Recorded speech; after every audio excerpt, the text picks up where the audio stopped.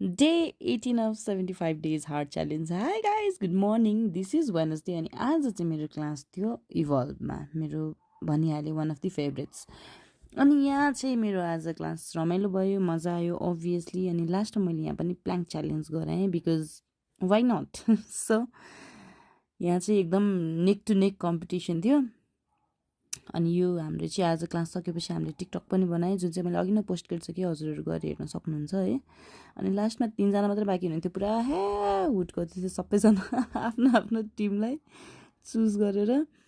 अनि लास्टमा चाहिँ जित्नुभयो उहाँले। अलराइट, 6 minutes 12 seconds थियो टाइम चाहिँ। बवाल थियो, मजा आयो। त्यसपछि म घर आएँ अनि कफी खाएँ।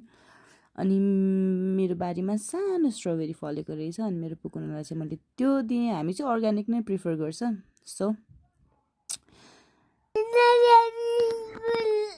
रुए पनि स्कुल त पठाउनु पऱ्यो, सो हामीले उसलाई स्कुल पठायो। अनि त्यसपछि म चाहिँ गएँ मेरो लन्च बनाउन। आज मलाई त्यो दाल तरकारी के खान मन परिरहेको थिएन, सो मैले फ्राइड राइस बनाएँ अनि एउटा अन्डा बनाएँ। अनि स्पेसल आयो के भने अचार। यो चाहिँ मेरो फेभरेट हो, अति नै मनपर्छ मलाई यो अचार पिसेर मिक्सरमा हालेर अझै पिसेको के।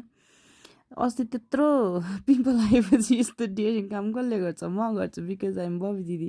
त्यति बेलासम्म पुग्न स्कुलबाट आएर पनि सुतिसकेको थियो। अनि त्यसपछि मैले आज खाजामा पनि त्यही एउटा ब्राउन ब्रेड र कफी खाएँ बिकज त्यही खान मन परेको थिएन। डिनर पनि एप्पल मात्रै गरेँ। Good night guys.